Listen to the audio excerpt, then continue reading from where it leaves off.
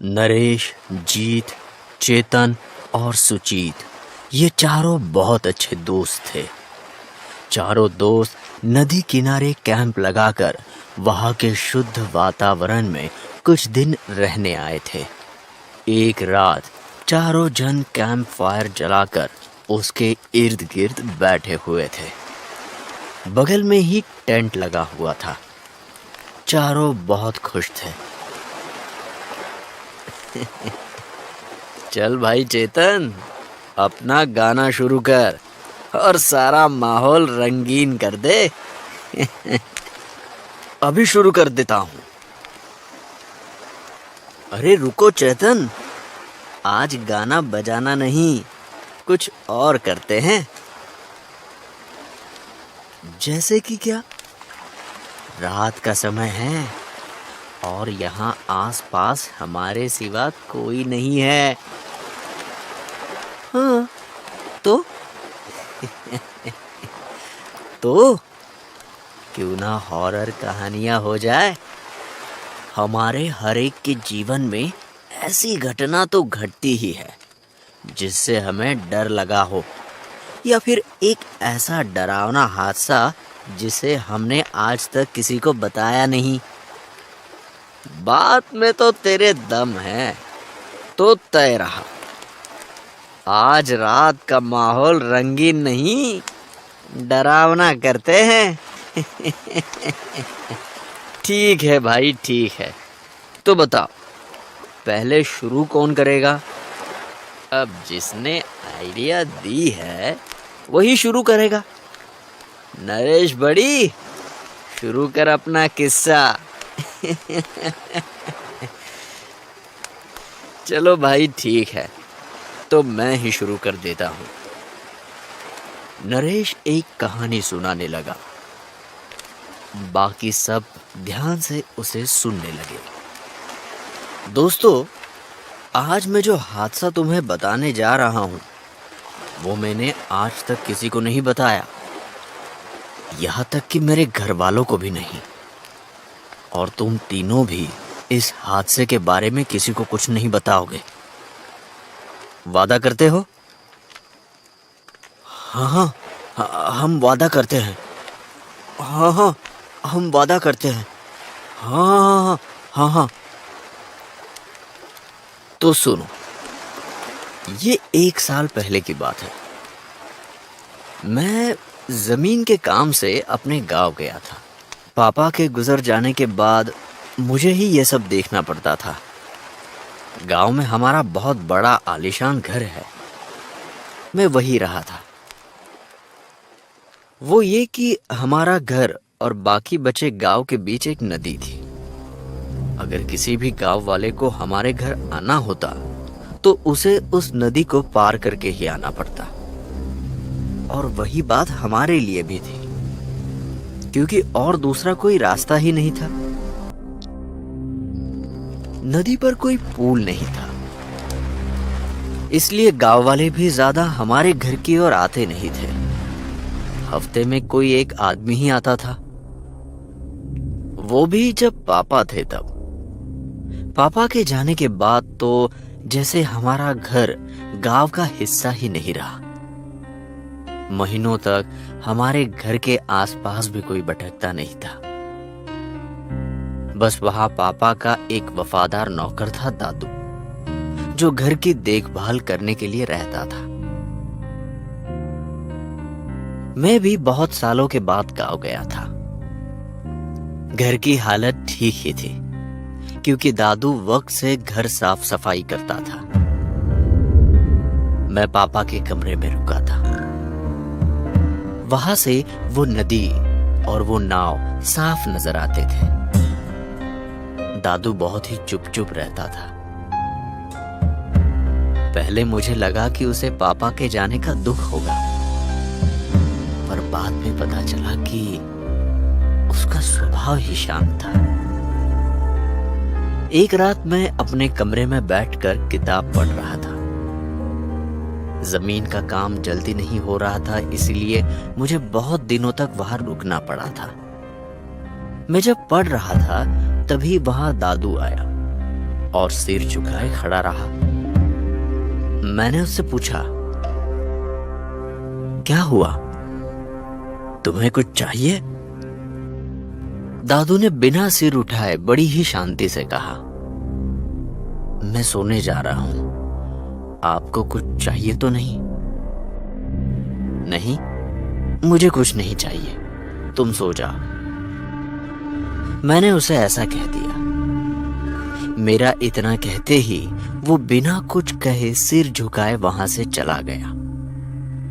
कभी कभी पता नहीं क्यों मुझे उसके इस स्वभाव से बड़ी ही चिढ़ आती थी, एक अपमान सा लगता था।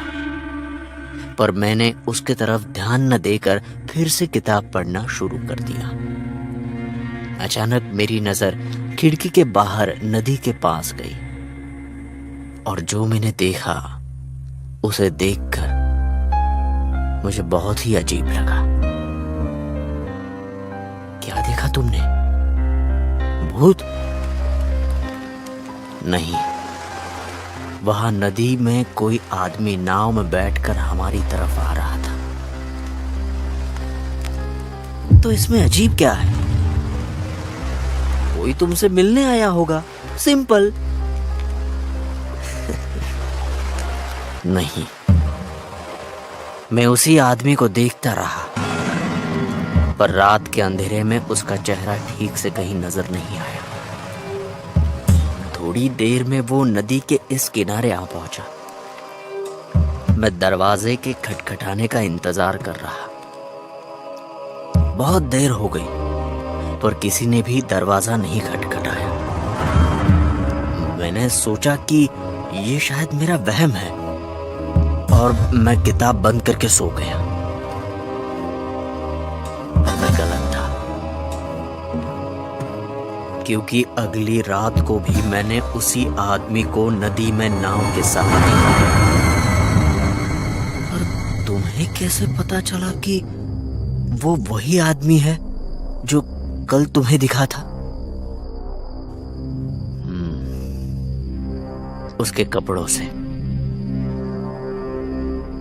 उसने ऊपर बनियान और नीचे एक पैंट पहनी हुई थी। मैंने झट से उसे पहचान लिया। अच्छा भाई नरेश, फिर आगे क्या हुआ? उसका चेहरा देखा तुमने? नहीं यार, अंधेरे की वजह से देख नहीं पाया, पर उस रात को वो नाव नदी के बीचों बीच रुकी हुई थी और वो आदमी नाव में शांत खड़ा था। पल भर के लिए मुझे ऐसा लगा कि वो मेरी ही तरफ देख रहा है। मैं तुरंत अपने कमरे से भागा और दरवाजा खोलकर नदी की तरफ जाने लगा। मैं जब दरवाजे से बाहर जा रहा था तब दादू वही खड़ा था और उसने मेरे अचानक भागने के बारे में कुछ भी नहीं पूछा। भागते भागते मैं नदी के किनारे पर आ पहुंचा और मैंने नदी में देखा तो मुझे मेरी आंखों पर विश्वास ही नहीं हुआ। क्यों? क्या हुआ? कौन था वो आदमी? वहां नदी में कोई भी नहीं था और वो नाव भी इस किनारे से बंधी हुई शांत खड़ी थी। पानी की सतह भी बिल्कुल शांत थी। मैंने सोचा, ये कैसे हो सकता है? कोई भी इंसान इतने कम समय में नदी के बीच से नाव में बाहर नहीं आ सकता, क्योंकि नदी का आकार काफी मोटा था और अगर आ भी जाए तो ऐसे गायब नहीं हो सकता। मैं परेशान होकर घर में आ गया। मुझे थोड़ा डर लगा और उसकी वजह से थोड़ा गुस्सा भी आ रहा था। घर के अंदर आते ही देखा कि दादू अब भी वही खड़ा था। जैसे ही मैं आया उसने अपना सिर झुकाया। मैं गुस्से से उसकी तरफ गया और कहा, देखो, ये मुझे देखकर बार बार सिर झुकाने की जरूरत नहीं है। तुम उम्र में बड़े हो, समझे? तो दादू ने अपने शांत स्वर में कहा, ठीक है मालिक, और वहां से जाने लगा। मैंने उसे रोका और उस आदमी के बारे में पूछना शुरू कर दिया। दादू रुको, मुझे बताओ, क्या कल रात को कोई मुझसे मिलने आया था मेरे सो जाने के बाद? नहीं मालिक, पूरी रात भर कोई नहीं आया, दादू ने जवाब दिया। और अभी जब मैं बाहर भाग कर गया था तब यहां कोई आया था? बनियान और पैंट पहना हुआ कोई आया था कि नहीं? मुझे जवाब दो। नहीं मालिक, आपके जाने के बाद से मैं यही खड़ा हूं, कोई आदमी नहीं आया।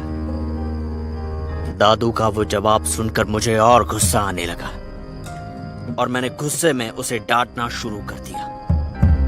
ऐसे कैसे हो सकता है? मैंने कल भी उस आदमी को देखा और आज भी वो आदमी नदी से गायब हो गया है। मैंने किसी को नहीं देखा मालिक। तो तुम कहना चाहते हो कि मैं पागल हूं? सब समझता हूं, मैं सब समझता हूं। ये शायद तुम्हारी कोई साजिश है। मुझे पागल बनाकर ये घर हथियाना चाहते हो, पर मैं ऐसा होने नहीं दूंगा, समझ लो। मैं उस पर बहुत चिल्लाया और कमरे में जाकर सो गया। अगली सुबह मैं जल्दी ही गांव में जमीन के काम से निकल गया था। दिन भर कचहरियों में धक्के खाने के बाद शाम तक मेरा काम पूरा हो गया। मुझे घर आते आते रात हो गई। दादू ने खाना तैयार कर रखा था और वो खुद घर के पीछे लकड़ियां तोड़ रहा था। उस दिन मैं बहुत थक गया था, इसलिए खाना खाने के बाद मेरे पापा ने अपने लिए लाई हुई शराब मैंने निकाली और उसे पीना शुरू कर दिया। उस रात को बहुत गर्मी हो रही थी और ऊपर से दादू बहुत जोर से लकड़ियां तोड़ रहा था। उसकी आवाज मेरे कानों को तकलीफ दे रही थी। गर्मी की वजह से मैंने शर्ट उतारी और एक बोतल शराब खत्म कर दी। तोड़ने की आवाज अब भी आ रही थी। मैं गुस्से में नीचे जाने के लिए उठा, पर अचानक मेरी नजर खिड़की के बाहर नदी पर पड़ी। नदी में वही आदमी था। इस बार मैंने देखा कि वो नाव में नदी के बीच में रुका हुआ था और अचानक उसने नाव में से एक बैग निकाला और नदी में फेंक दिया। सबसे डरावनी बात ये थी कि पानी की जरा सी भी आवाज नहीं आई। इस बार भी मैं दौड़कर नीचे जाने लगा, पर शराब मुझ पर बहुत हावी थी। मैं नशे में था। मैं दौड़ता हुआ दादू के पास गया। जैसे ही मैं वहां पहुंचा, अचानक किसी परछाई ने मुझे धक्का दिया और भागकर दरवाजे की तरफ जाने लगी। उसके पीछे अचानक वो आदमी कुराड़ी लेकर दौड़ता हुआ नजर आया। मुझे देखकर दादू भी उस आदमी को देखने लगा। परछाई वाला आदमी दरवाजे की चौखट से टकराया और नीचे गिर गया।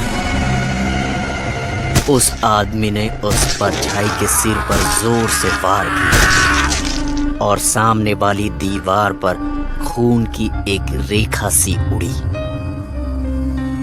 दादू और मैं उस दिन खून को देखते ही रह गए, पर अचानक वो दोनों वहां से गायब हो गए। मैं गुस्से और नशे में दादू की ओर बढ़ा और कहा, देखा, मैंने कहा था ना, कोई आदमी है जो मुझे दिखा था। अब तो यकीन हुआ ना।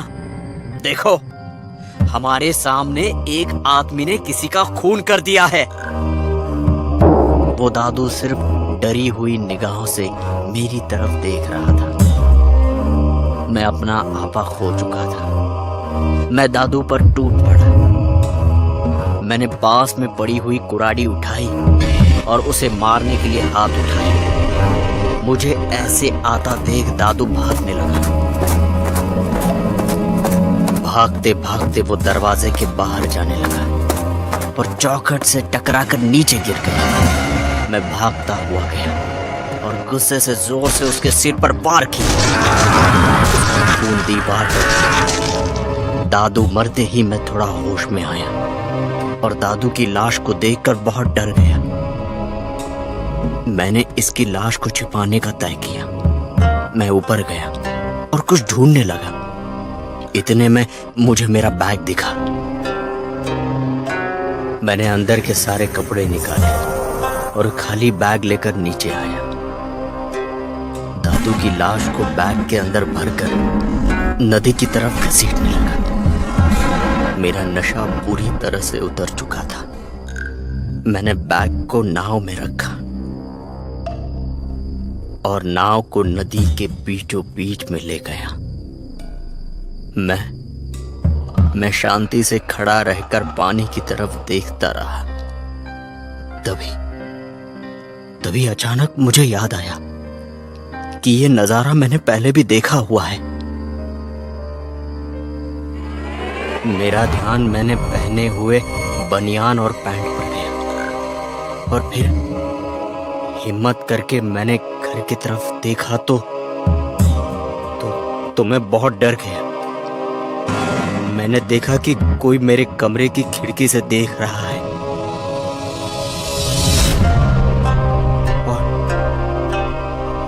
और मुझे कुछ समझ में ही नहीं आया। मैंने जल्दी से उस बैग को उठाया और नदी में फेंक दिया। लाश को फेंकने के बाद मैं जल्दी से किनारे पर आ गया। पर घर के अंदर जाने की मेरी हिम्मत नहीं हुई। इसीलिए रात बाहर गुजारने के बाद मैं सुबह वापस आ गया। जीत, चेतन और सुजीत डरी हुई निगाहों से नरेश की तरफ देख रहे थे। थोड़ी देर बाद जीत ने कहा, मतलब तुमने खुद को देखा था?